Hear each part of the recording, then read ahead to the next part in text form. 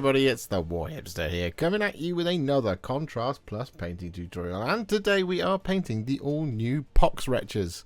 Yes, here they are. All 14 of them. So these are the most numerous models in the new Darkwater box that Games Workshop very kindly sent me early to build up and paint with all of you. And that is exactly what we're going to be doing today. So, one thing I will obviously point out, and it's one thing that you've definitely noticed already, is that there's 14 in the box, and we've primed 7 of them, 1, 2, 3, 4, 5, 6, and 7 in Greyseer, and 7 of them in Wraithbone. And the reason is that we're basically going to be doing the same recipe across both, but in order to just insert a little bit of extra variation to the set of 14, by doing the 2 different primers, we get 2 just slightly different tones from all of the colours. So if we apply the same recipe to all of the Wraithbone, as we do to the Greyseer in the same order, then we will get 2 different schemes. So if we came up with 7 different recipes, we'd actually get 14 because of the nature of there being 2 different primers.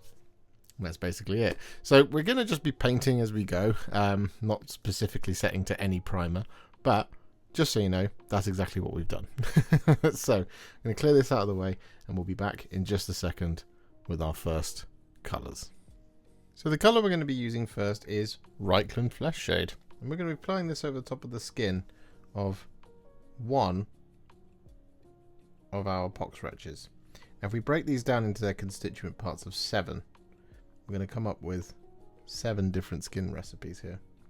So this will be 2 over 1 Greyseer and 1 Wraithbone individual.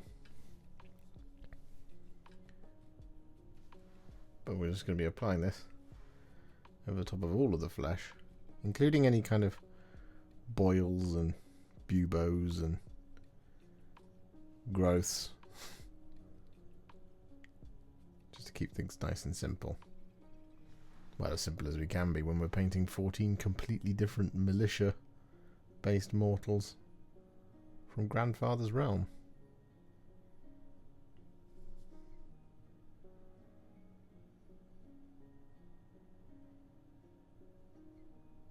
For our next flesh colour, we're going to take some Darkoath Flesh, and we're going to apply this over the top of all the skin.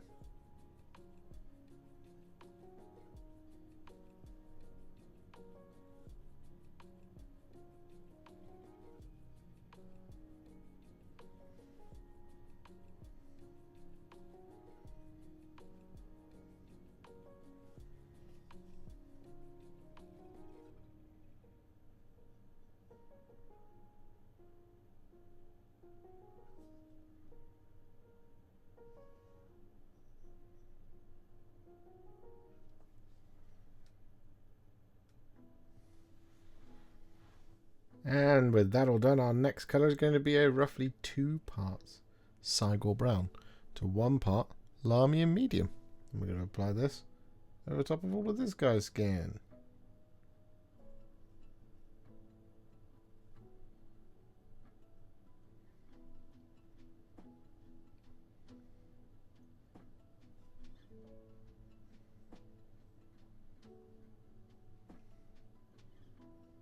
And for our 4th and final skin recipe, what we're going to do is we're going to take a roughly 1-to-1 mix of Cygor Brown and Wyldwood. And we're going to apply this over the top of all the skin.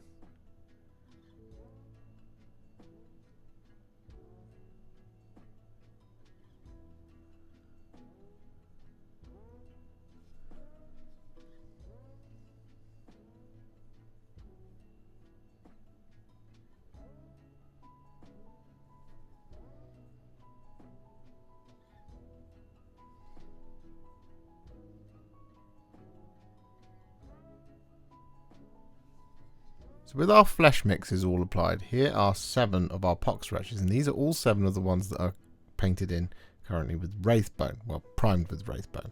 And this is what we're going to focus on now. And, well, in the interests of simplifying things a little bit, what we're going to do is our next colour is going to be some Black Legion. And we're going to apply this over the top of any trousers. Now, some of them have got little bits of skirt and various wraps and things. That's not what we're looking for. We're looking for literally just the trousers. This is a bit of a departure from the box art, but this will just help us speed things up a little bit.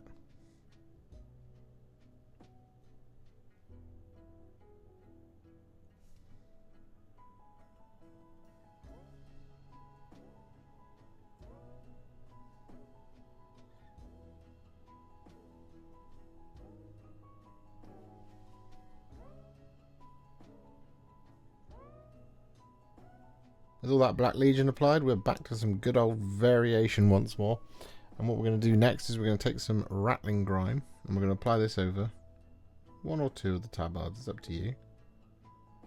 And by tabards, I of course mean these little skirt bits.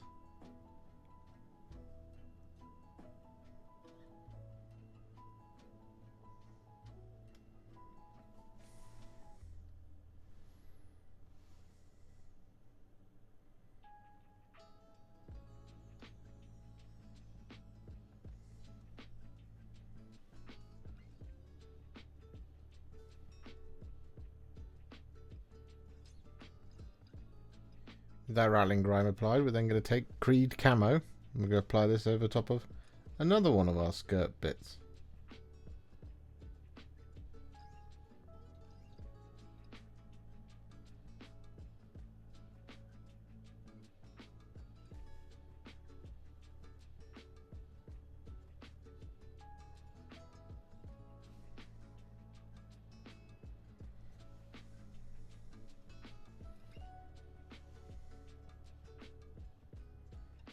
And then similarly for another one of our skirt bits, we're going to take some Militarum Green.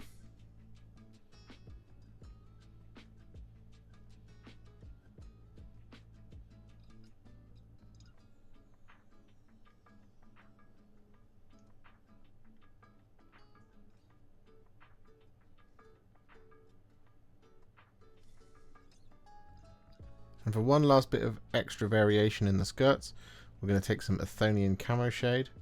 I'm going to apply this over the top of another.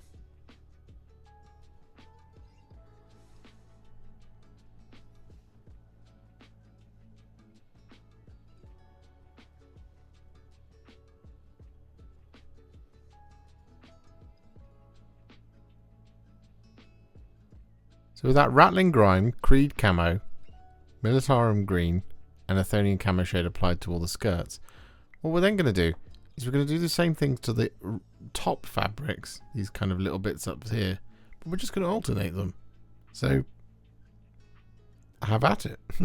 Same colours, same process. And with that all done to the top cloth, what we're then going to do is take some Garaghak sewer, and we're going to apply this over the top of any leather belts and straps.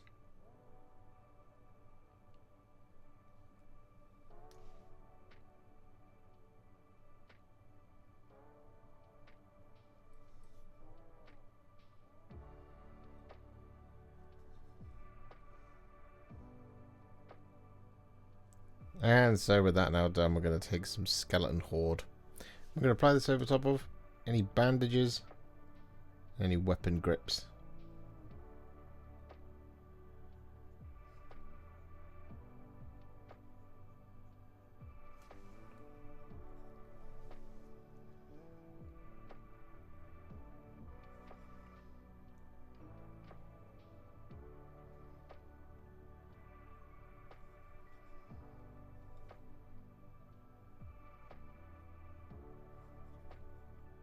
And so with that all done, we're then going to take some Wyldwood.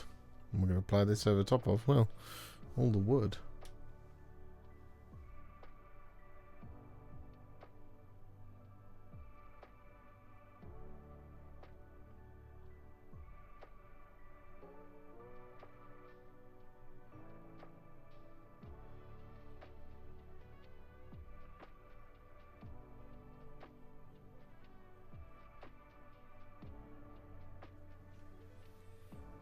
So with that now done, what we're going to do is, before we jump into all the metallics, is we're actually just going to finish off all of these details.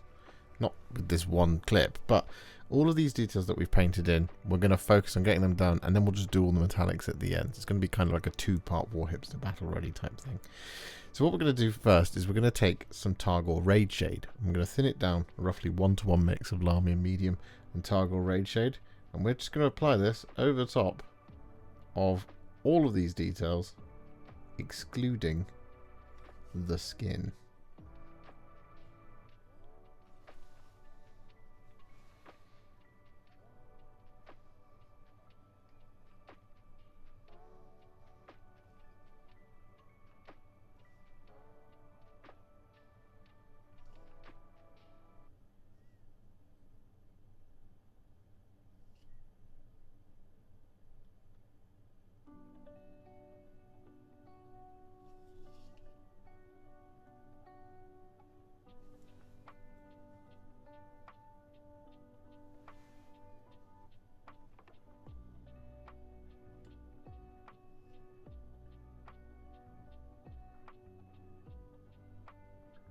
And so with that done, for the skin, what we're going to do is we're going to take a roughly 2 parts Lahmian Medium to 1 part Carroburg Crimson mix. And we're going to apply this over top of all the skin.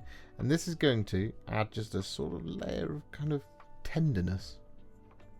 As in, not kind of caring for your models. Well, you are caring for your models, but it's just going to make things feel a little bit raw. A little bit sore. As, well, yeah. Most of these infections look quite sore. Don't worry, this isn't going to be the end of it. We are going to add a little bit more of that nurgly goodness. Just a little bit.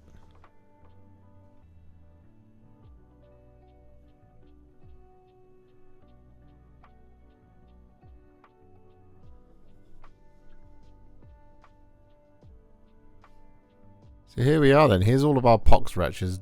Now, the first kind of stage of Warhipster battle ready. The top ones are our Grey Seer ones, and the bottom ones are our Wraithbone ones. But if you just compare the two, like this sort of thing, there we go. You can see that just by using the same colours, particularly with these top bits, it's the same Militarum Grine and Targor Rageshade, but it's just a really good way of us getting that variation into the models. So, what we're going to do next is we're going to actually do some dry brushing. And we are going to continue on with the Wraithbone ones on camera. But we're going to do some dry brushing, and then we're going to do some extra shading, basically, to get all of the, like, the boils and pustules and stuff like that. And then we're going to move on to the metallics after that. So we'll be back in just a second with some dry brushes. So the first of our dry brushes is going to be some Karak Stone.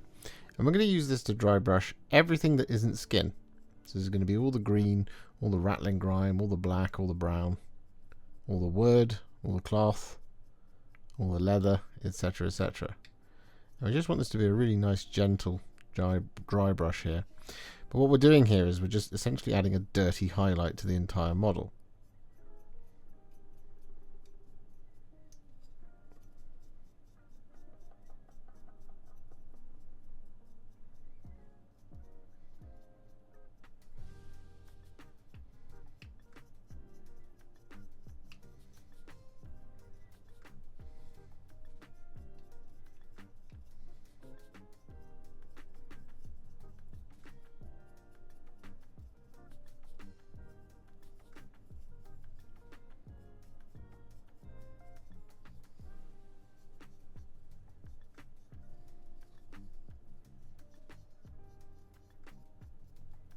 With that Karak Stone dry brush all applied, what we're then going to do is we're going to take some flayed one flesh and we're going to gently dry brush this over the top of the skin.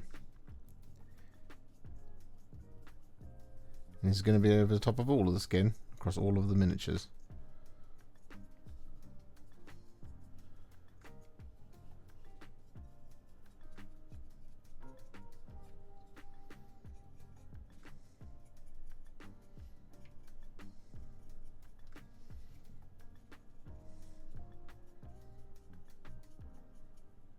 So with that flayed one flesh dry brush all applied, we're then going to take 3 colours. Mantis Warriors Green, Nazdreg Yellow and Volupus Pink. I'm going to use these kind of as we see fit over the top of all the boils and grossness. So for example, down here we've got this horrible vein. We're just going to take some Nazdreg Yellow and we're going to apply this over the top. Like that. We're also going to apply some of the Nazdreg Yellow over the top of the shoulder.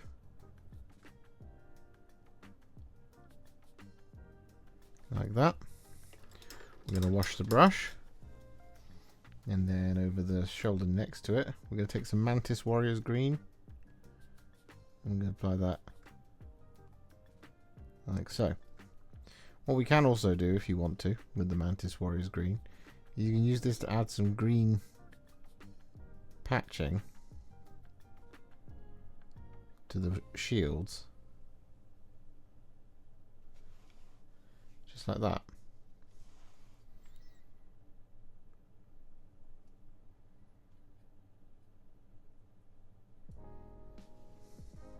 There we go. And then on this one we're going to take a little bit of Volupus Pink.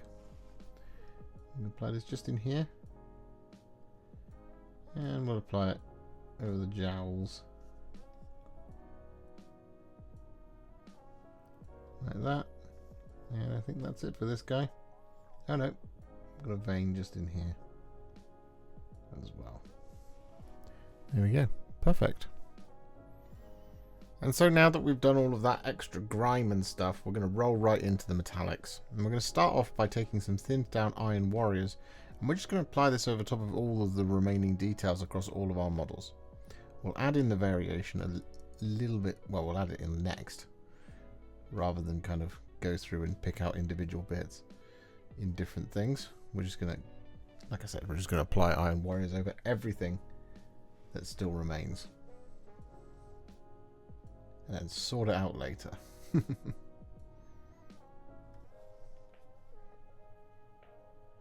So with all of that Iron Warriors applied, what we then do is we take some thinned down Runelord Brass. And we're going to apply this over basically anywhere we want to be a slightly different colour. So there's going to be two different colours that we're going to be using eventually. But what we're going to do is we're going to apply this over top of basically any discs. Like that one there on the knee. And this one there on the face. Like that. I'm going to apply this over this little swirly thing. And these ones.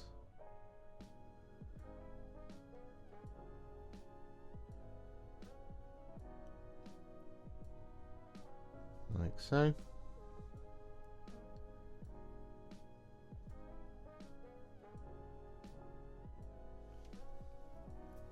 And over the top of any large things like the shield, for example, here, we're going to apply this over top of the entirety of this shield, because some of it is going to be, well, this brassy colour, and some of it is going to be green.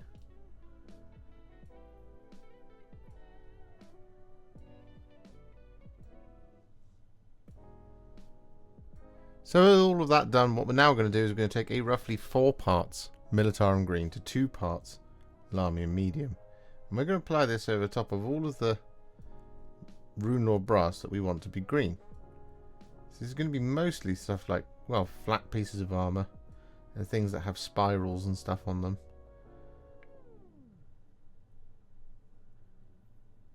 Just like that sort of thing.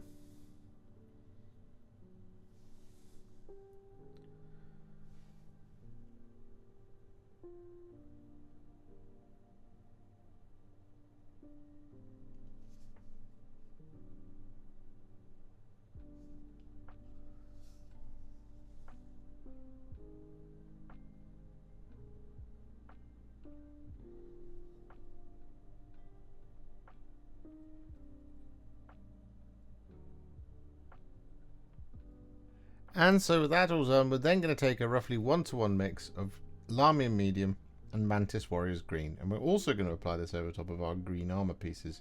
And what this is going to do is it's going to artificially brighten up that green, just by adding in a bit of yellow, basically.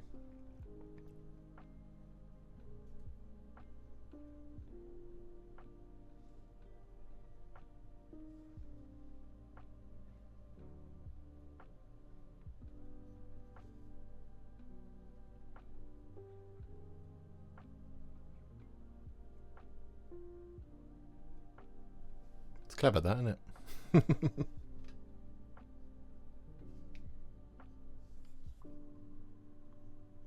And so with that Mantis Warriors Green and Lamia medium mix applied, what we're then going to do is we're going to take two colours, Agrax Earthshade and Gore-Grunta Fur. I'm going to use these to shade the rest of the metallics. So we're going to start with some Agrax Earthshade here, and we're going to apply this over the top of, well, all of the Runor brass and all of the silver. So we just start like this, over the top of this brassy stuff here.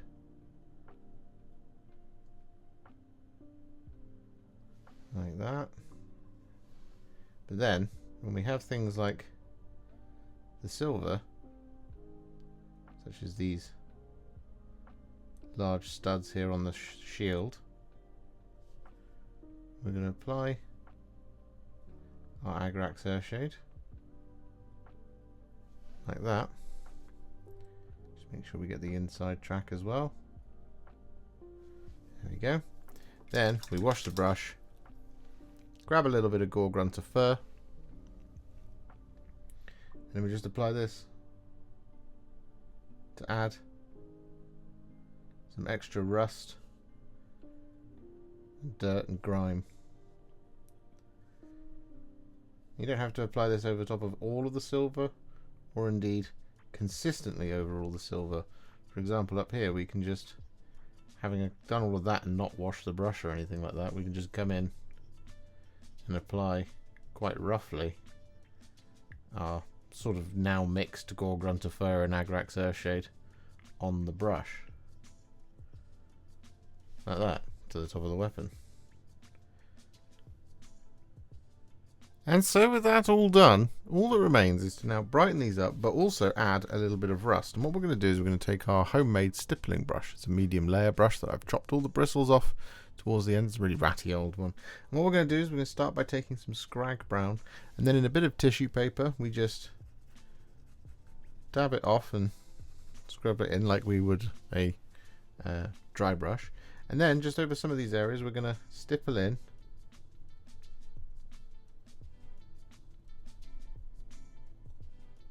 some Scrag Brown.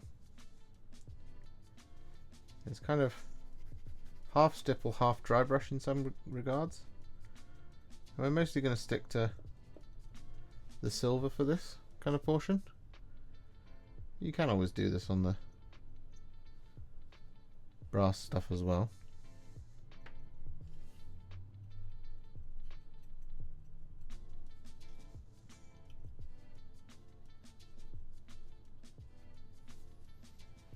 And so to finish off our Pox Wretches, what we're going to do is we're going to take some Iron Breaker and we're going to really gently dry brush this over the top of all our metallics.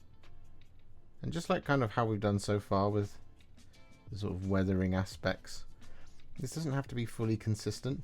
It's just to add a little bit of extra shine to catch the eye occasionally.